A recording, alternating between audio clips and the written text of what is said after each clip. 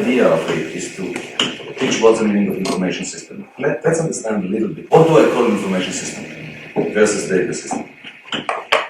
In a data system, every detail is important to the same extent because there isn't any criteria to say which data is more important than the other. Everything that is important. And that's why immediately gets a legend of over 95% accuracy. Because we simply don't know what is important and what is not. It's embedded in every data system. In an information system, the criteria of importance is very, very clear, which is if I have uncertainty about a piece of data, if you want, I'm going to judge it by the impact on the bottom line due to the fact that I'm doing a wrong decision. In other words, all the pieces of data are connected through the decision to the bottom line. And that's what gives the priority. For example, if I have a piece of data which is erroneous by 100%, but still I'm taking exactly the same decision, and because of it, this means that this piece of data, even with 100% mistake, will not impact my bottom line, this means it's not important. Whereas another piece of data, if it's erroneous by 10%, will give a huge impact on the bottom line because of my decision, then of course, this piece of data is very, very important. You see that the minutes that we are talking about, not relating just to the data, but connecting the data through the decision to the bottom line, we are getting a very meaningful measurement of what is important and what is less important. This concept I've already presented in an article in 1992, which was the article that caused me to have the biggest number of enemies created by one action ever. The article I published in 𝐸𝐞𝐿 and I've called it over 95% accuracy, a need or just a myth.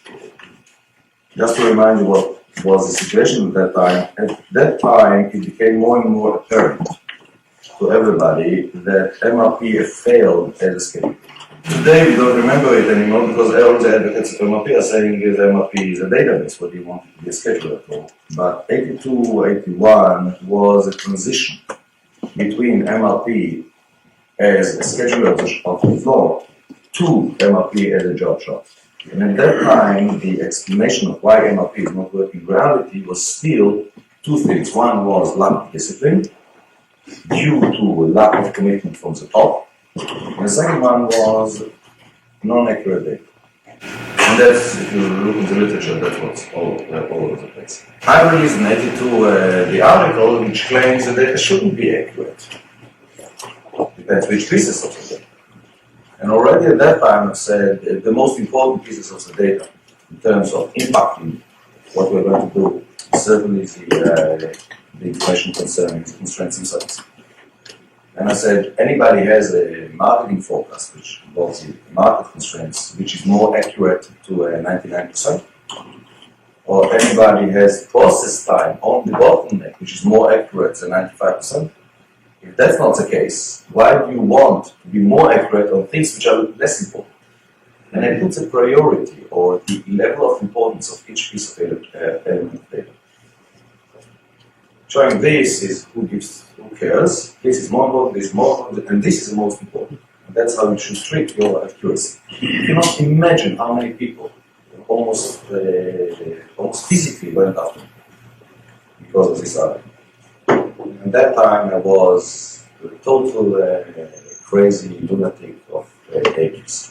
The only way to restore it was in 83 that I attacked cost accounting, and everybody said there is a merit in what he's saying, especially when you take somebody else, not us. Another concept of the information system into action, which is we can use the computer whenever we have the rules. If we don't have the rules, we cannot use the computer. But even when we have the rules, sometimes it doesn't pay to use the computer. Why? Because the amount of data that we need to plug in versus the rarity of using this data doesn't justify it. For example, which order is more important to be on time and which order we can allow it to be postponed and to what extent and so on. Here we'll have to put a tremendous amount of data in the computer, especially when the data is not formalized. In most cases this data is only known intuitively. Yes, once we put this data, we can It's quite easy to generate the rules, and then the computer can decide which one to postpone and to make optimizations.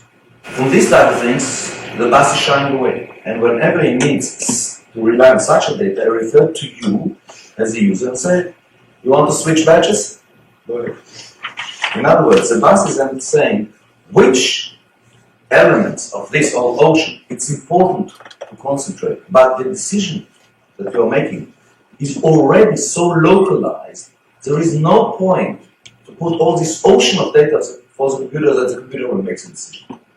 That's just the computer asks you and you will make sense. I'll repeat it, that's very important. For example, in the rules, once it's straightened and so on, you're getting now the red, you're getting now the yellow, and then the computer will say, I'm not going to make any more optimizations. Because any more optimization will mean, for example, sacrificing one order in order to improve 4 orders.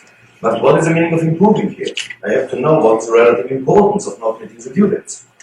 So either you give me ocean of data, or I will just tell you that this is a dilemma that you are confronting, and you do now. Since now we've reduced the decision to something very local, the intuition is beautiful there, and at the same time, if the computer wants to do it, you have to supply mountains of data. So one of the criteria of an information system is when not to ask for data, but to ask for a decision. The idea in teaching the information system is the following. One is to go and to almost force the user to say, what will he do? What procedure will he invent if he wants to achieve something?